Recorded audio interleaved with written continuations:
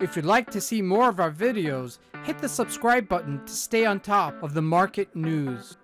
Good morning, traders. Welcome to today's market review. This is Fred Razak at CMtrading. Today is October 2nd, 2020, and today is Friday morning. So looking at the highlights of the day just coming off the wire, President Donald Trump testing positive for the coronavirus, including the First Lady. But first, let's take a look at the economic events of the day. So looking at the economic events of the day, we have a major number coming out today, a non-farm payroll number coming out at 2:30 South African time. So as this news is unfolding with President Trump coming out with the coronavirus really happening at an odd hour during the day, majors, where we're looking at the Forex symbols, the majors were sliding up until the Trump news, and now they're kind of bouncing. We're going to take a look at that. And of course, the Dow Jones and NASDAQ both tank on the fact that Trump was positive for the coronavirus. And looking at gold finally breaking above 1900. Also news related, oil tanking. While lastly, looking at the stocks, yesterday we had a mixed bag where we had the tech sector actually showing some strength. So let's take a look at the markets and see what we can expect from today's trading. So we're going to first take a look at the Euro USD at a 30-minute chart.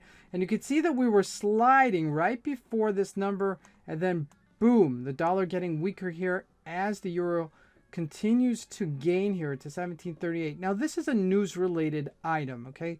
The ramifications of Donald Trump having the coronavirus are yet to be seen, okay? Number one, okay, most people actually come back, okay? I imagine that he has the best medical staff in the world.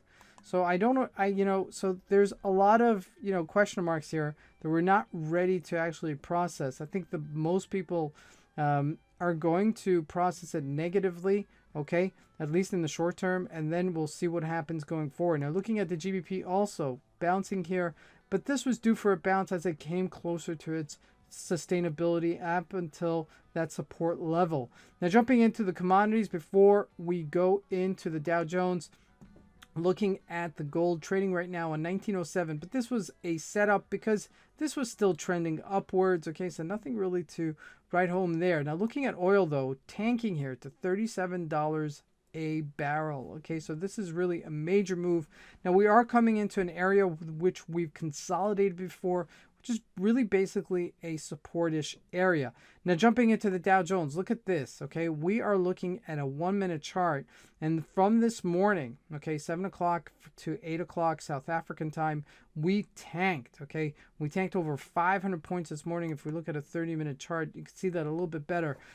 So all said and done, okay, the news is still being digested. I'm not sure how much this is going to have ramifications on the election.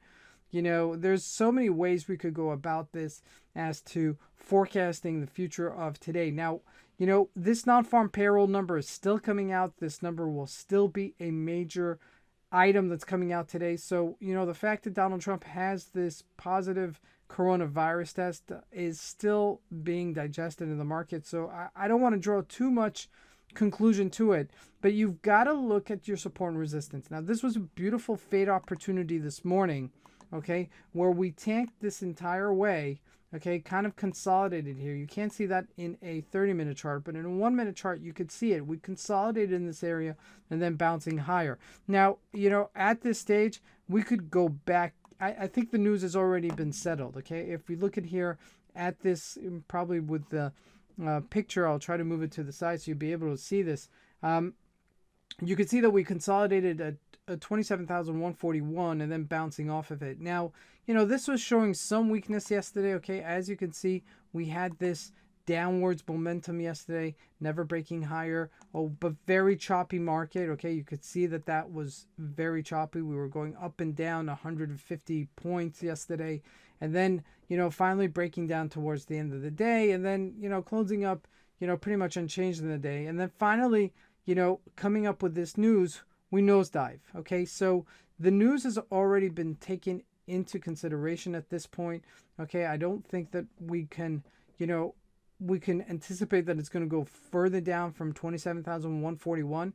It might be in erratic kind of moves until the NFP number, okay, kind of giving us some direction as to which way the markets will go later today. If there if there is positive NFP news.